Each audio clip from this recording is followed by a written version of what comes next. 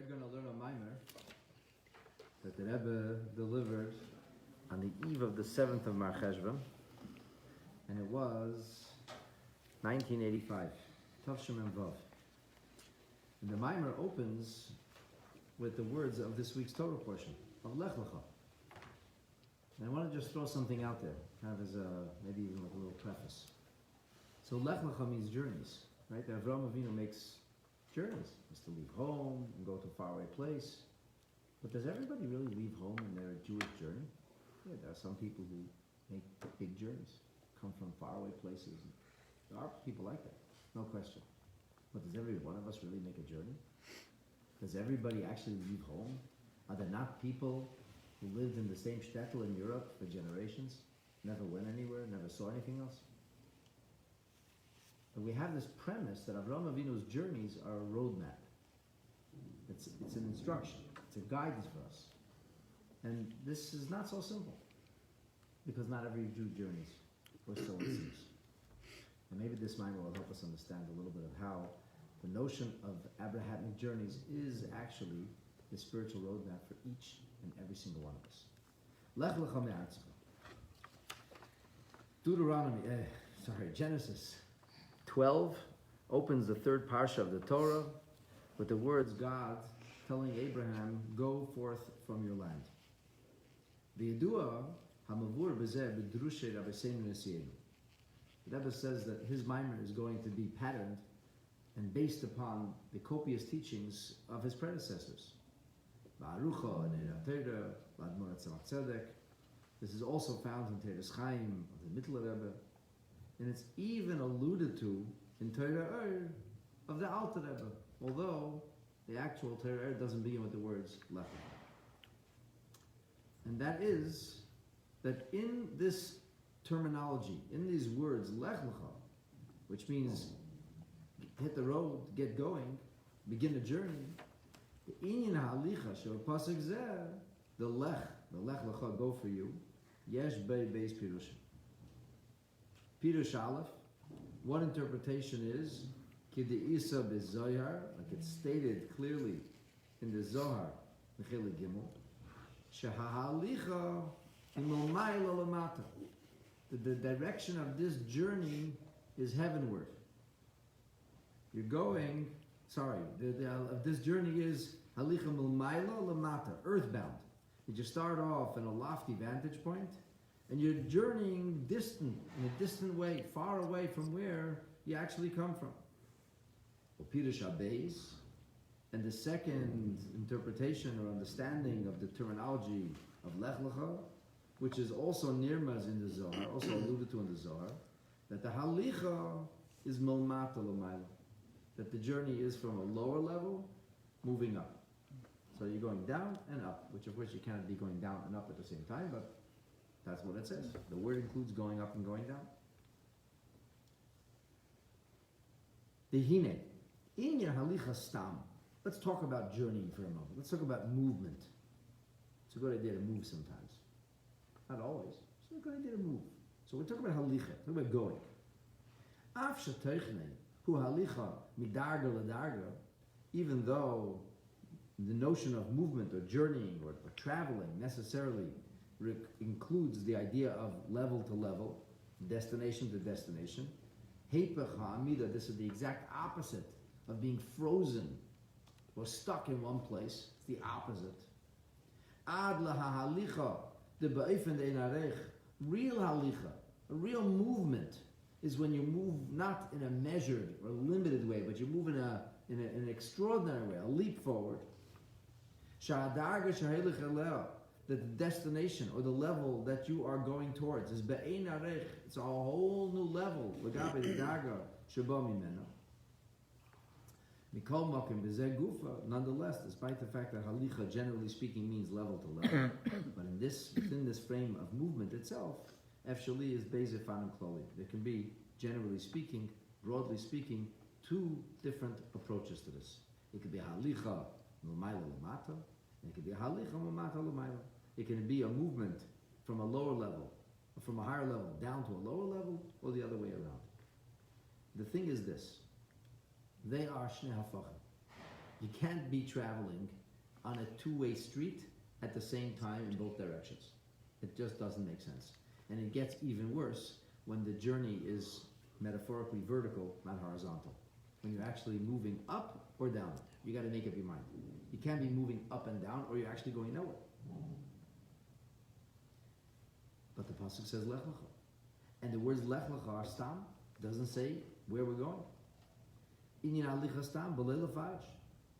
Tzarech leimer. Therefore, we're somehow forced to say shezeh kol beizeh fani halicha, that this is inclusive of two very different kinds of movement. Milmata l'mayla or milmayla l'mata, opposite directions. Now, at first glance, it doesn't really make any sense what we're saying. Like, you got to make up your mind. Decide which way Avram is going. You're going up or you're going down. You really can't do both. The Rebbe says something very interesting here. That the origin of the commentary of our Rebbe's, because it's not the Rebbe's idea, is that the Tevas lech lecha yesh bazeh beis pirushim. The word lech, go, has two interpretations. And because it said stam, it doesn't say where the lech should be to.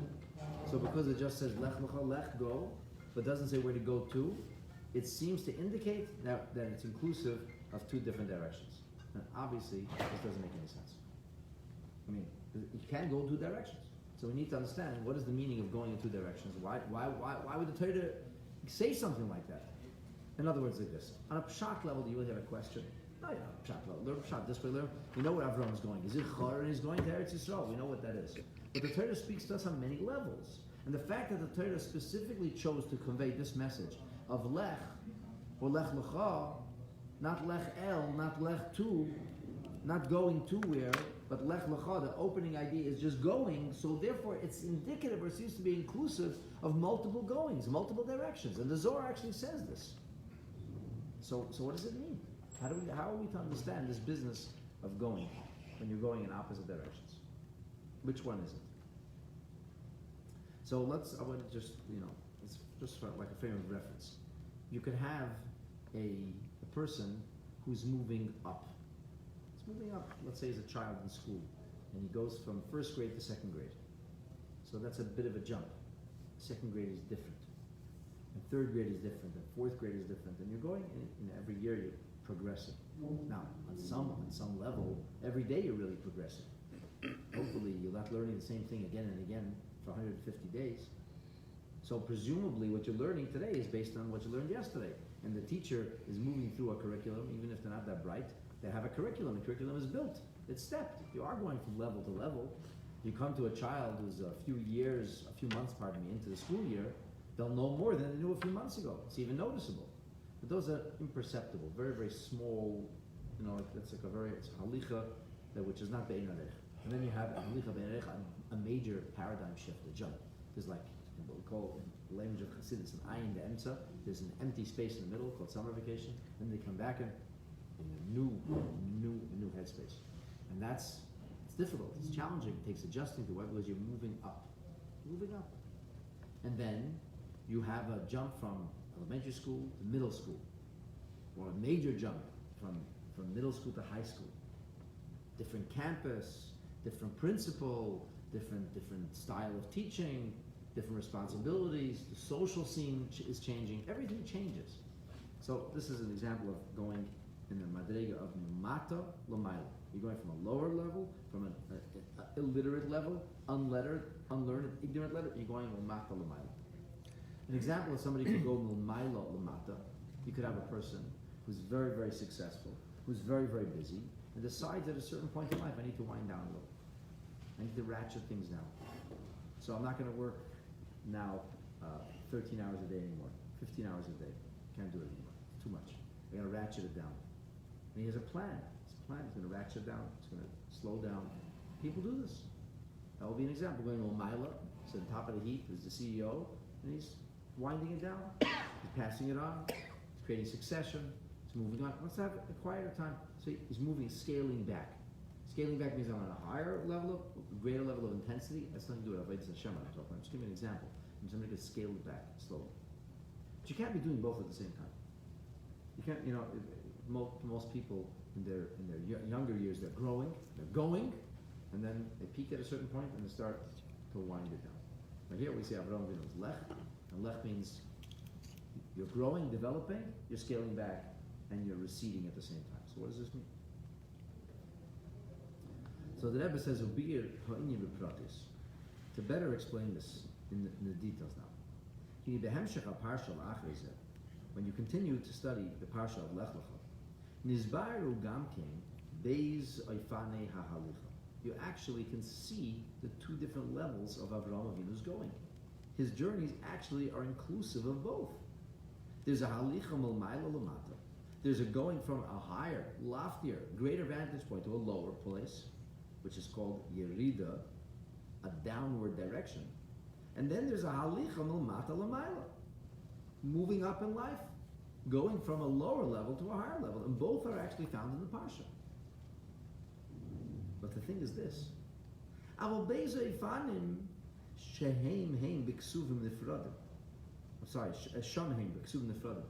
The different journeys of Avram are different times.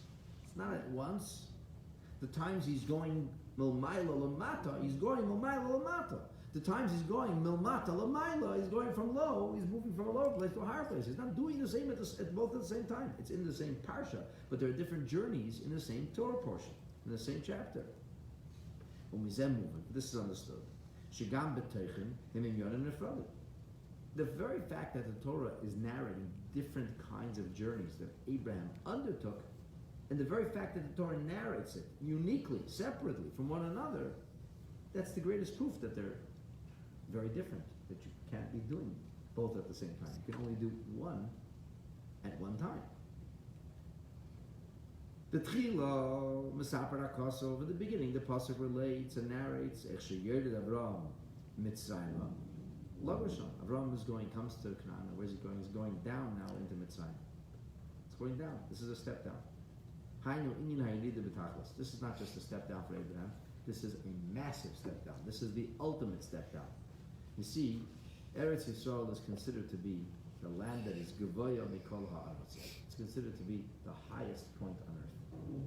Now you're going to tell me, what are you talking about? The North Pole is the highest point on earth. Mount McKinley is the highest point on earth. A circle, a ball, does not really have a high point or a low point. It's arbitrary. You decide where the high point is. You decide where the low point is. The question is point of reference. And whose reference do we use here? So we're saying Hashem's reference. There is no high, there is no low. Why do people in Australia down under? Maybe we're down under and they're on top of the ball. Who decides who's on top, who's on bottom? So Torah says that Eretz Yisrael is the top. That's the crowning pinnacle of the globe. So if you're leaving Eretz Yisrael, you're going down. And actually in modern Hebrew, when people leave Israel, what's it called? It's called Yerida. It's called going down. And when you move to the Holy Land of Eretz Yisrael, what's it called? Aliyah, going up. Even though it's a secular culture, nonetheless, we still retained that Torah terminology. You leave Eretz Yisrael, it's Yerida. It is Yerida.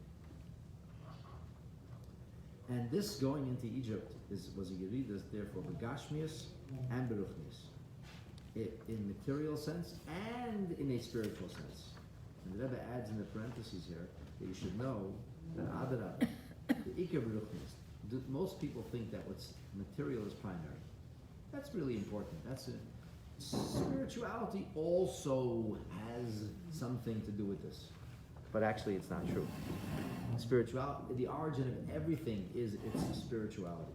Its godly nature. The energy. Because that's the way it is, and at a spiritual level, that's why it's also that way, materially speaking. Gemaimer, like the expression goes in Tanya, devolved from it, developed or devolved from it. So Avraham Avinu is going from Eretz Yisrael, which is Gevoya, materially speaking, we look at it as the highest point, and he's going into Eretz Mitzrayim, which is called in the Torah Kerev Haaretz. That's what it's called. Hashem says, I can tell Moshe, I'm going to place my miracles, Bekerev Haaretz. You know what Haaretz means? It means earth. And earthiness means that which is earthy. That which doesn't reflect a higher spiritual mission or purpose. If we want to use a material metaphor things of spirit, what do we conjecture up? The heavens. Even David Melvin says he raises his eyes heavenward. So Mitzrayim is not just Aretz, it's not just land, it's not just earth, it's Kerev Haaretz. It's the very midst, the very essence, the very core of the earth. It also has another name, and the name is Ervas Haaretz. Ervas Haaretz means the nakedness, a promiscuous nature of the land.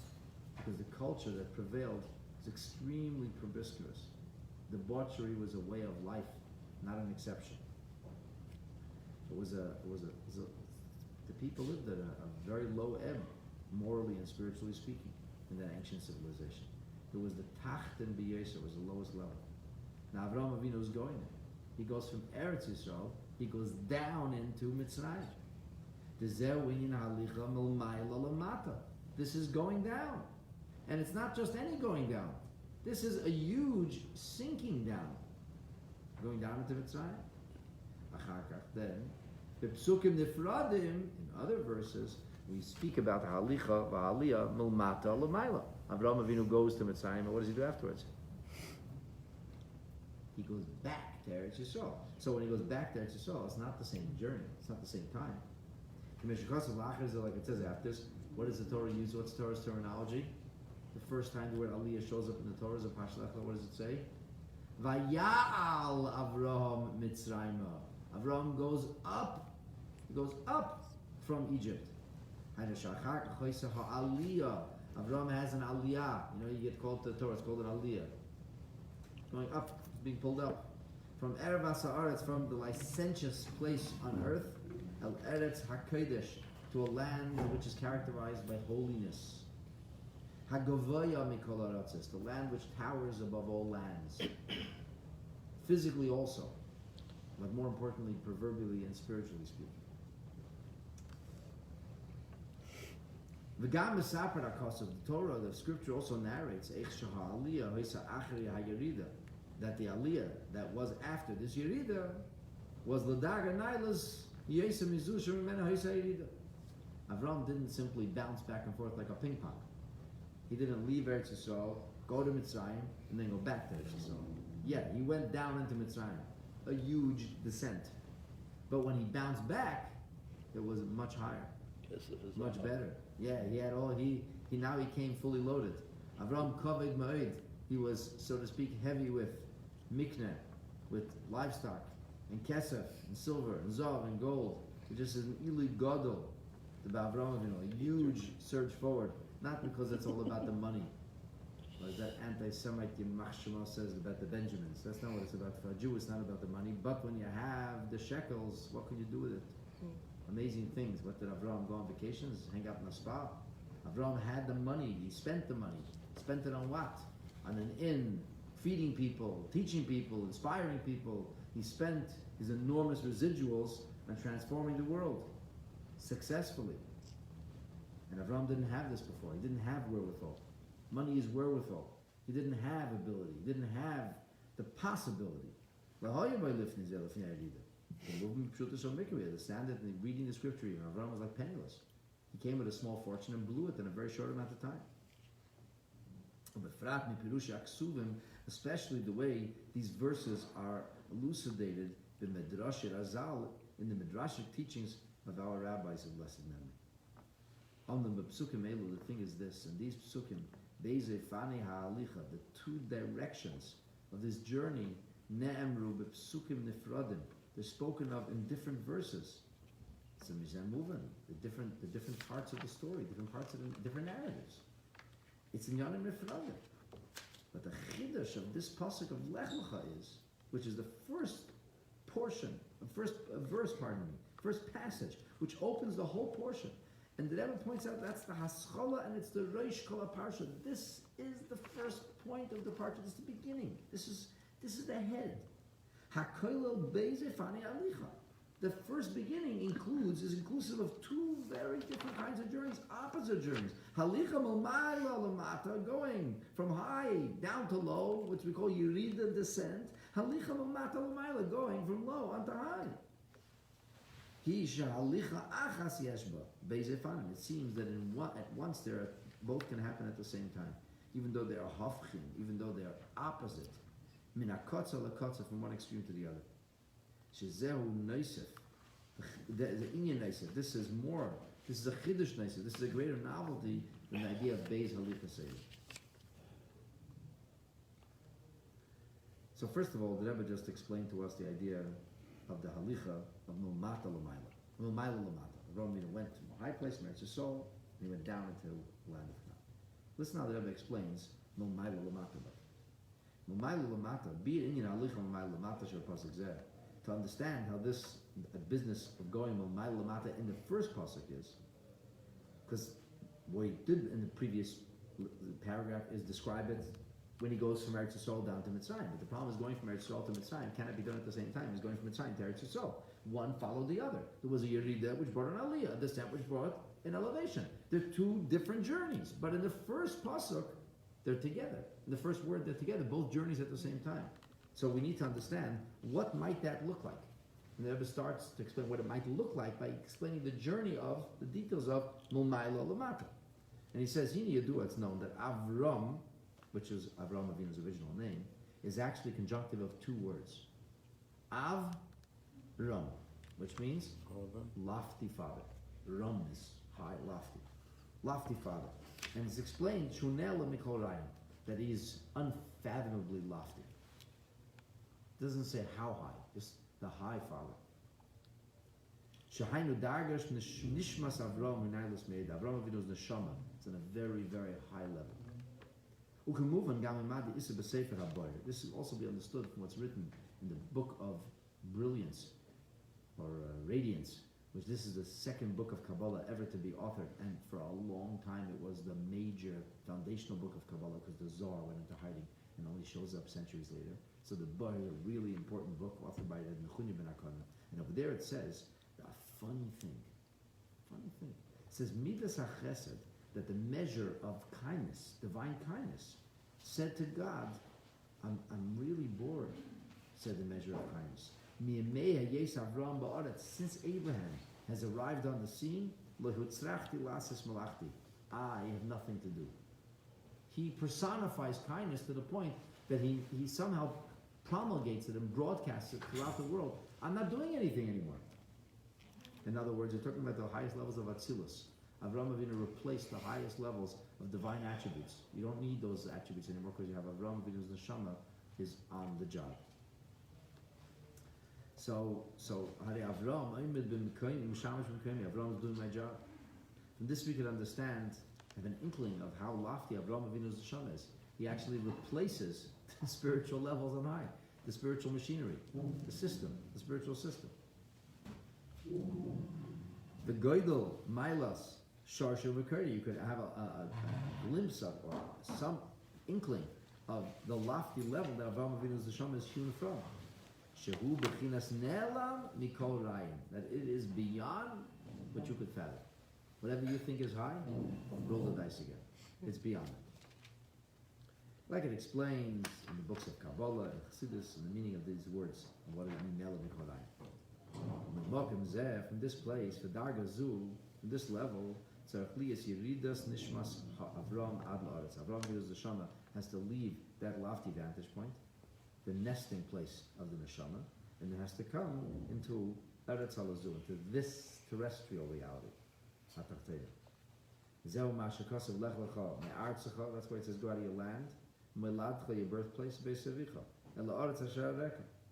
so we know that everything is precise in the order. The scripture doesn't just give us a bunch of locations. The order is precise. Artzecha, your land, Meladtecha, your birthplace, Beis Avicha. Although, ostensibly, the order should be the other way around. First you go out of your house, Beis Avicha. I'm still in the city, but I'm no longer living in my parents' home. Kids do that. They said, Dad, I'm 27 already. Okay, fine. I'm moving out. Okay, should leave the parents' house. Where's he living? He's still living. He's born in Toronto. He's still living here. Now he's going downtown. Move out. He's still in his birthplace. And then he says, Canadian. I got to go to the States. I got to do something fancy. I'm going to Europe. I can't stay over here. I can't grow over here. put me in a box, a Canadian box. I don't want to be. I'm not proud of being Canadian. So he goes, right? But they order, first you move out of your parents' house, then you move from the place, your birthplace, then you move to a new land. But it says the other way around there. First it says the kid picked himself up and he moved to California. Then it says he left Toronto. Then it says he left his parents' house. It doesn't make any sense. The Artzach HaKoyel B'chinas HaRatzoin. Eretz is an idiom for Ratzon. Ratzon means desire. Melatcha refers to Midas, the Midas that are given birth from the intellectual faculties which give birth and engender the concept of emotions. And Beis Avicha refers even to a lower level, which is explained elsewhere, the Mamar that the Rebbe said the year before this, where he talks about the idea of emotions which are not innate or developed with the natural abilities, but rather acquired, like nurture, not nature emotions. And then we talk about Aretz, and Aretz is the level of Malchus, so basically it went from Ratzon all the way down to Malchus. And the highest level went from Keser to Chabad, to Chagas, to Nehim. Just the whole level of the Esospheres. And that Halicha is Mamar lech Lecha. You go away from the highest level, because we know that everything begins with an idea, but even more so than an idea, what do you need to have? Motivation. You have to want to do it. If you want to solve the problem, you'll figure it out. You'll figure it out, eventually you'll relate to it. You'll relate to it, you'll bring it down, you'll actualize it.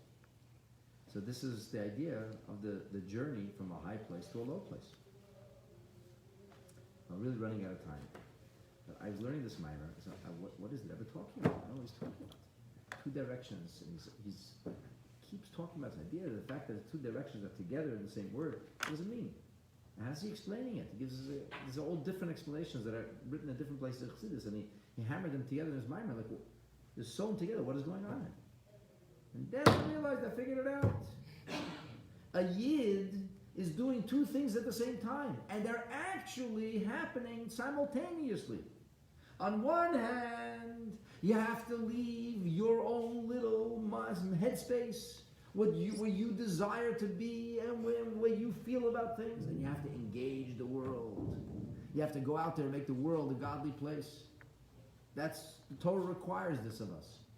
So a person will think, when I'm going out there making the world a godly place, I'm not becoming elevated. Because on the other hand, the Yid wants you to do with his life. Elevate yourself. You have bad tendencies, work on them, restrain them, and eventually transform them.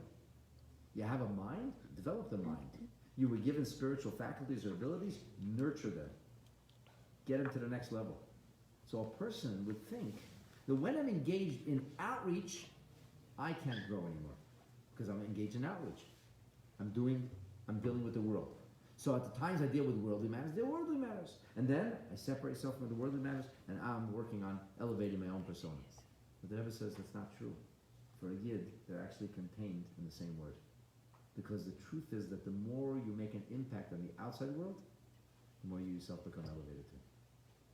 And that's why the journey, when it's contained in the word lech lecha, is taking the neshama from a very high level of neshama, coming down into the most terrestrial way, translating it. But when you translate the highest and loftiest feelings and ideas into action, it further energizes and elevates your ideas and ideals.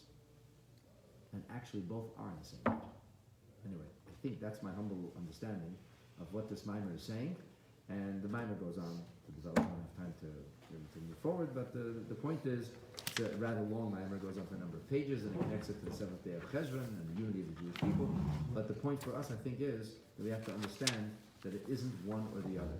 Both are necessary, and both are even simultaneous. You make a difference out there, and it necessarily changes you. Like it's brought down elsewhere of Yaakov Avinu's angels going up and angels going down. Both are true. The more angels you send out, the more angels are going up, and so on and so forth. Anyway, we should engage with the world. We shouldn't ignore it. We should transform and elevate the world, and we should be zeicha, we should merit to experience personal elevation as well. And when both directions come together and meet, then we will experience the coming of Mashiach and the transformation of everything for the very best. And Hera will be amazing. Amen. Thank you all for joining us. Shabbat Shalom. So what is